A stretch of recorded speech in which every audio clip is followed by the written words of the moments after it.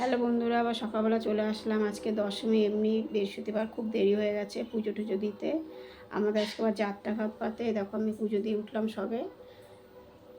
এই দেখো সবার জামা কাপড় পাল্টালাম। বৃহস্পতিবার তো জানো সবার একটু দেরি হয়, ঘর টর পাতে ঠাকুরের সব পাল্টাতে হয়।